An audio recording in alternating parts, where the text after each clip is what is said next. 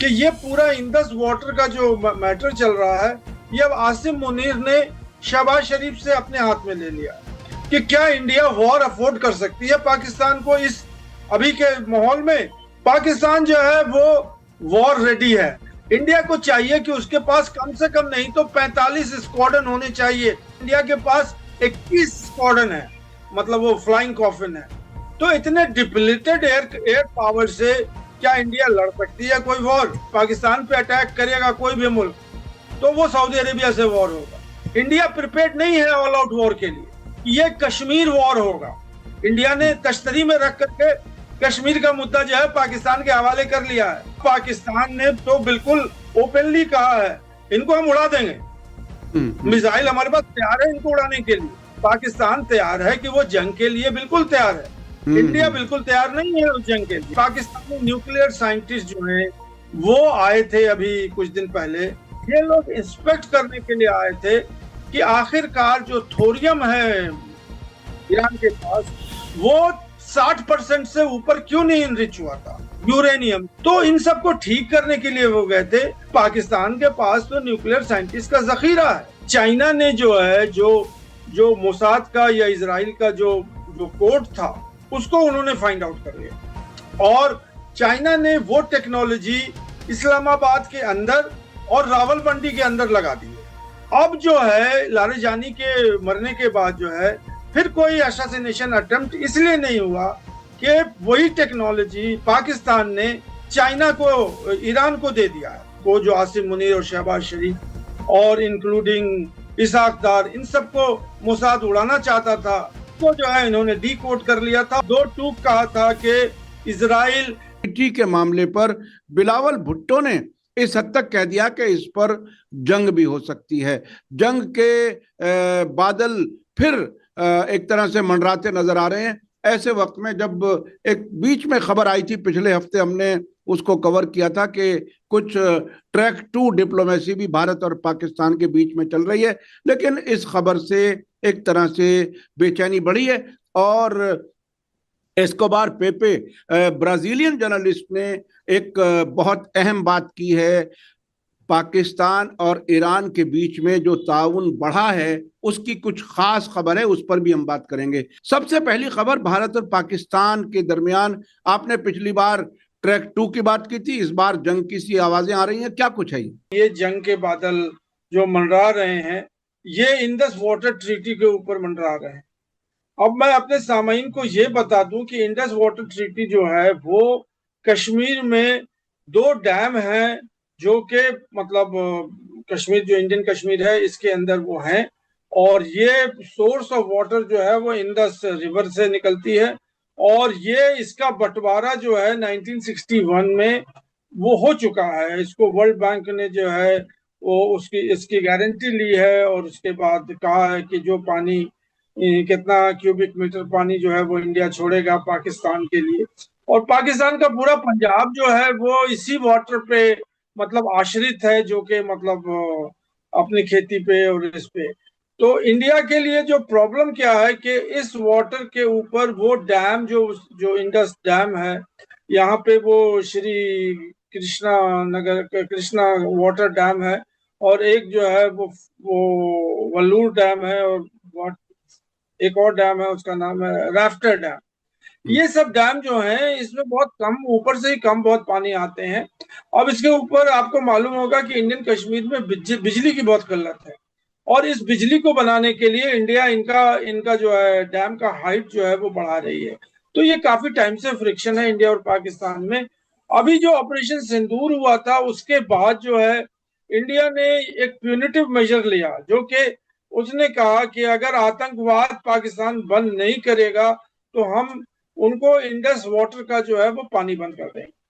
तो अब जो है वो ये है सूरत हाल के इंडिया को पानी खोलना है, पाकिस्तान को पानी लेना है और पाकिस्तान के जो रिवर चल रहे हैं जैसे झेलम है और भी जो दूसरे रिवर्स हैं उसके अंदर पानी की कमी हो गई है। तो इंडिया के लिए तो जाहिर सी बात है कि यूपी बिहार और दिल्ली में तो इसका कोई चर्चा नहीं है।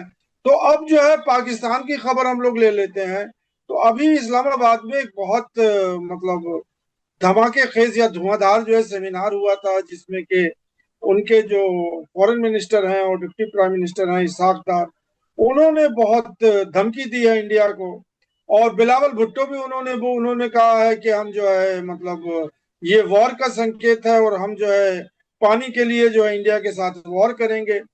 जो तीसरे एक मिनिस्टर थे उन्होंने तो न्यूक्लियर धमकी दे दी है कि अगर इंडिया वाटर नहीं खोलेगा तो फिर हम को लाख जो है वो न्यूक्लियर हथियार इस्तेमाल करना पड़ेगा। अभी उसके सेमिनार के बाद फिर जो है बिलावल भुट्टो ने स्टेटमेंट दिया है कि Pakistan will go to war. अब इसके बाद आगे जो इसकी इसकी जो बिल्डअप है कि ये पूरा इंदस वाटर का जो मैटर चल रहा है, ये अब आसिम मुनीर ने शहबाज शरीफ से अपने हाथ में ले लिया और उन्होंने कहा कि इसका मिलिट्री सोल्यूशन हो।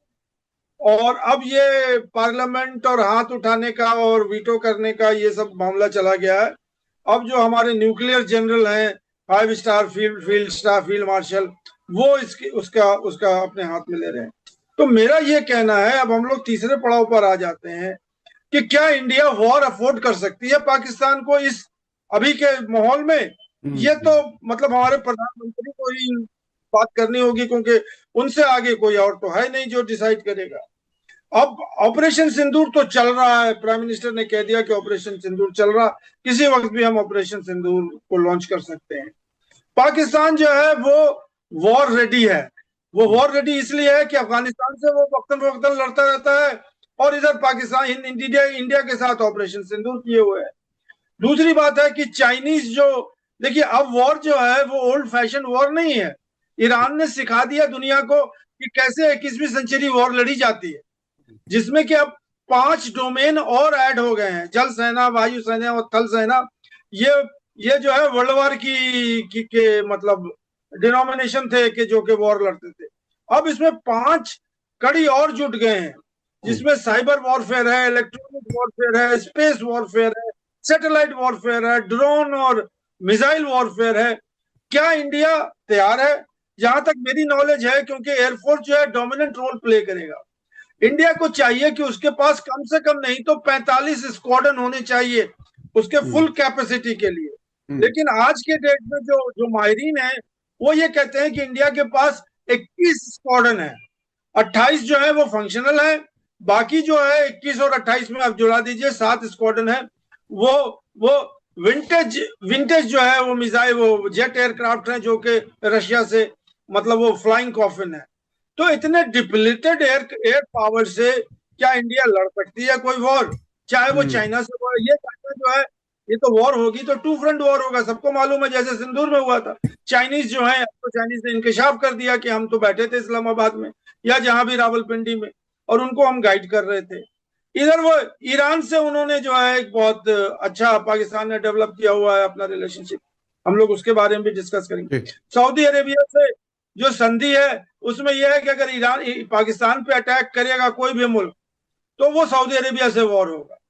और अमेरिका तो जानते ही हैं, तो हमने पहले भी डिस्कस कर लिया था, चाइना भी है, अब ईरान भी है, अमेरिका भी है। और तो क्या ये इंडिया के बारे में और भी मैं कह देता हूं कि इंडिया के पास जो एमिनेशन हार्डवेयर है उसके लिए आपको याद होगा जब गलवान हुआ था तो राजनाथ सिंह और जयशंकर रशिया पहुंच गए थे वहां से कारतूस और हार्डवेयर लाने के लिए। यहाँ चाइनीज आके बैठ गए थे, 20 लोगों को मार दिया था। उसकी उसकी कहानी जो है वो नरवानी ने कह दिया था कि वो टैंक लेके पहुंच गए और हम कारतूस लेने जो है वो पहुंचे थे मॉस्को, कि वहां से कारतूस आएगा तो हम जो है लड़ाई लड़ेंगे। तो मेरे अनुसार, या मैं तो बहुत छोटा सा मतलब पत्रकार हूं, इंडिया प्रिपेयर्ड नहीं है ऑल आउट वॉर के लिए। अब पहले यह था कि इंडिया जो है वो पाकिस्तान को 15 दिन के अंदर में एग्जॉस्ट कर देगी। अब सऊदी अरेबिया के सबसे पीछे उसके वो लगा है, तो अब पाकिस्तान इस वॉर को महीनों सस्टेन कर सकती है सऊदी फंडिंग पे।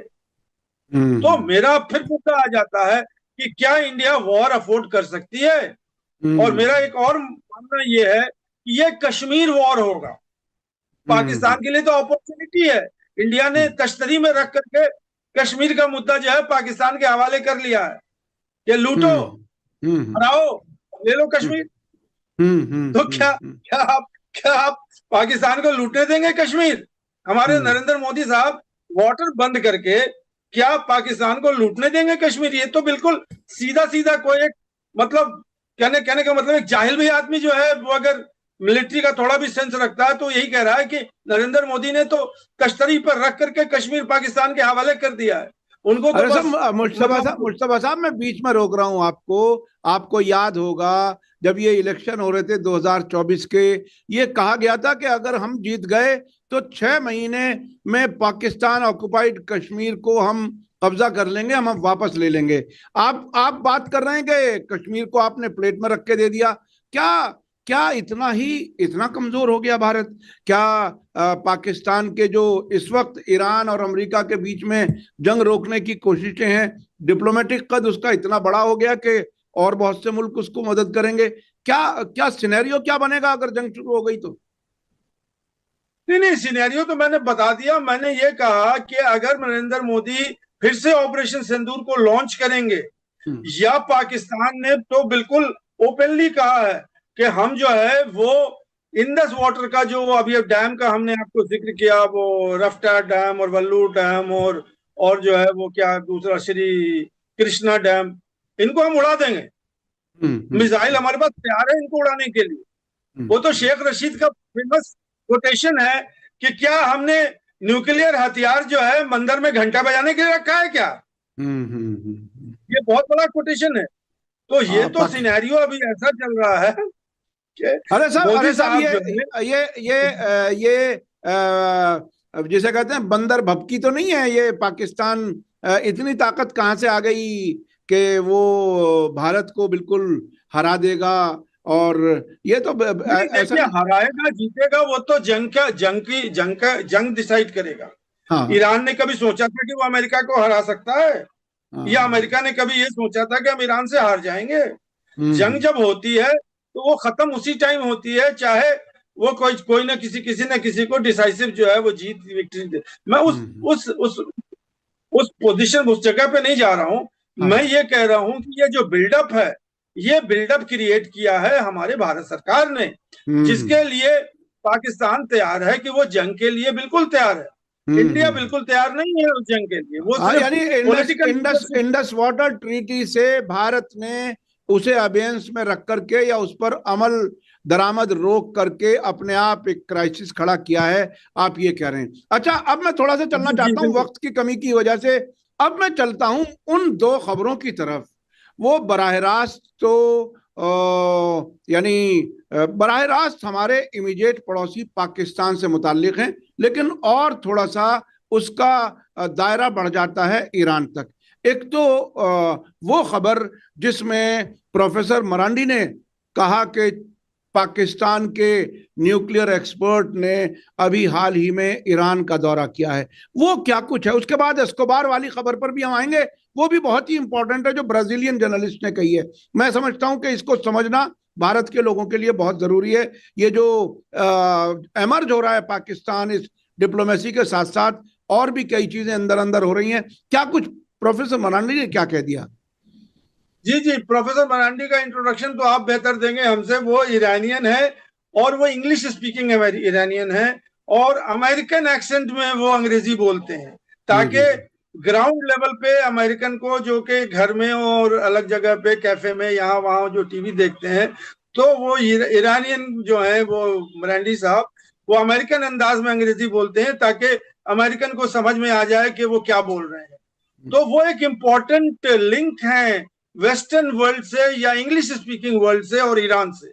हाँ। उनका कहना यह है कि 25 to dozen hmm. America Pakistani nuclear scientist जो हैं वो आए थे अभी कुछ दिन पहले, और वो तफरी करने के लिए नहीं आए थे, तेहरान घूमने के लिए नहीं आए थे, इस्फहान गए थे।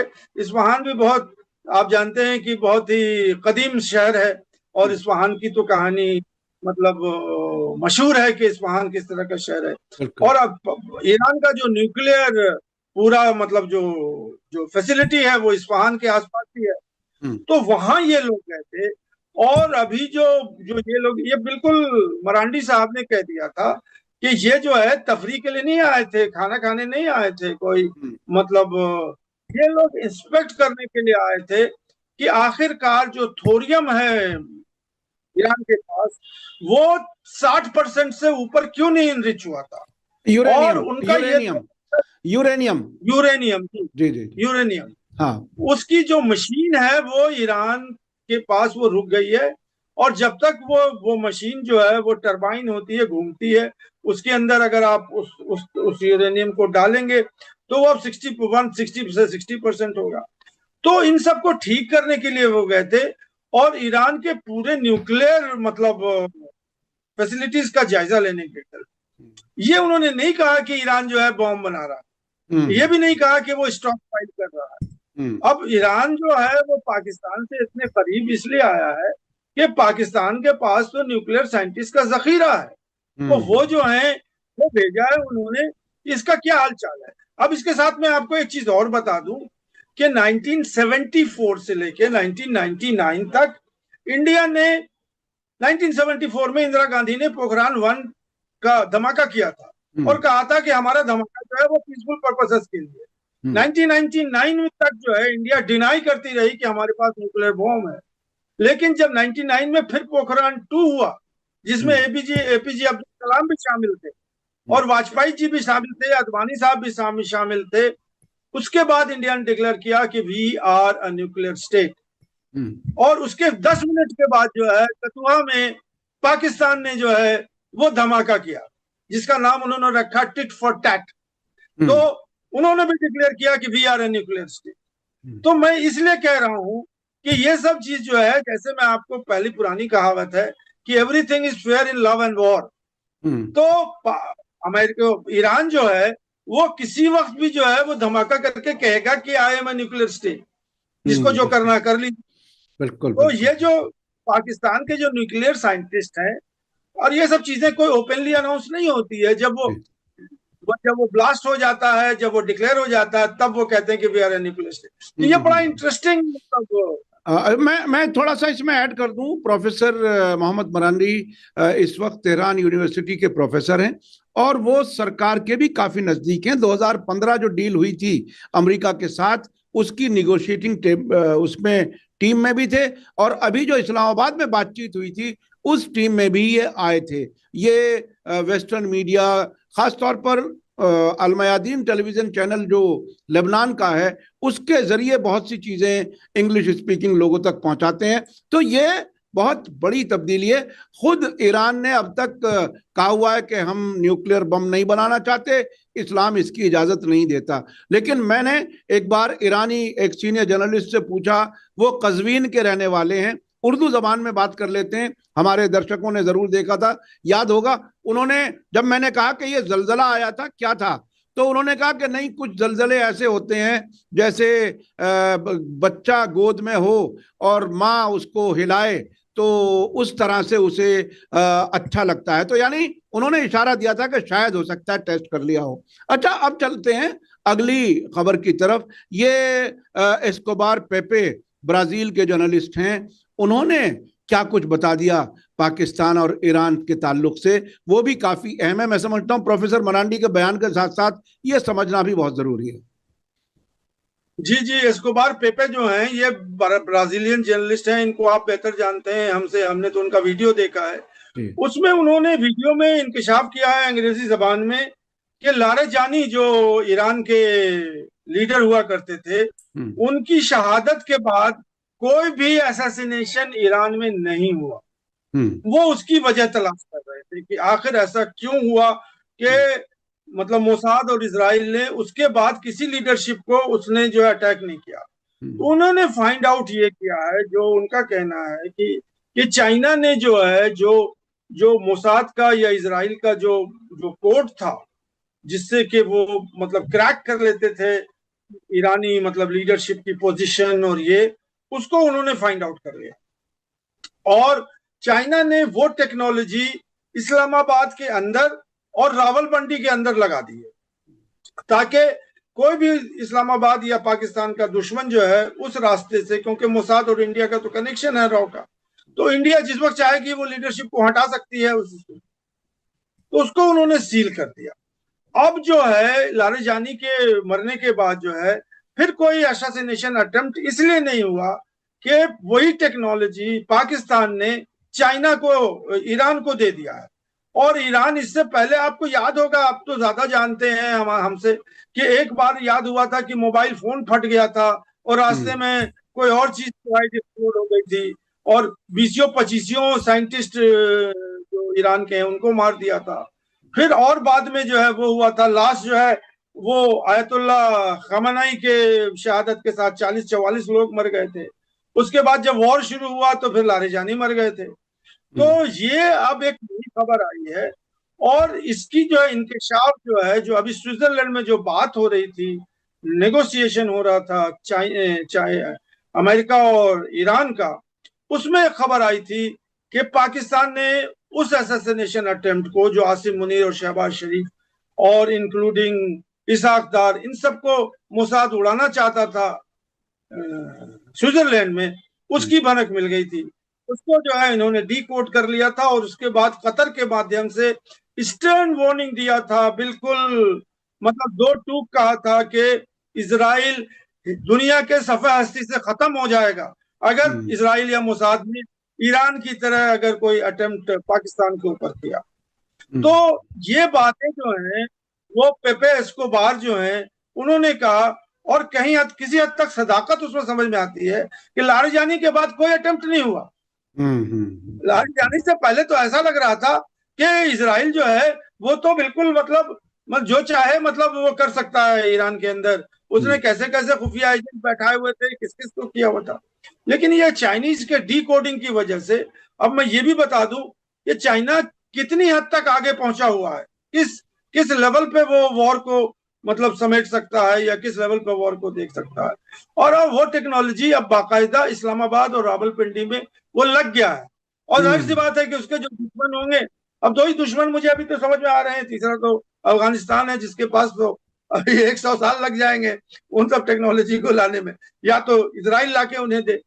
तो ये मैं आपसे कह रहा था कि ये जो है बड़ा बड़ा इंकशाफ है, जो कि पेपे एस्कोबार के बारे में एक बता दूं, हमारे दर्शकों को शायद याद होगा, मैंने एक वीडियो दिखाई थी जब हसन नसरुल्लाह का दफन का प्रोग्राम था जिस दिन बैरूत में, उसी दिन प्रोफेसर मरांडी ईरान वाले और अलमयादीन टेलीविजन चैनल की जर्नलिस्ट जैनब अल सफ़ार और खुद ये एस्कोबार, तीनों लोग उस बॉर्डर एरिया तक पहुंचे थे जहां कुछ 100 गज की दूरी पर इजरायली फौजी खड़े हुए थे और उन्होंने बंदूक तान दी थी उनकी तरफ। मैंने बाद में वो वीडियो हमने दिखाई, मैंने बाद में बात की जैनब अल सफ़ार से, वो उनसे मेरी मुलाकात है, एक बार वो दिल्ली आई थी, तो उन्होंने बताया कि एक बार तो पेपे एस्कोबार एकदम खौफजदा हो गए थे कि ऐसा ना हो कि वो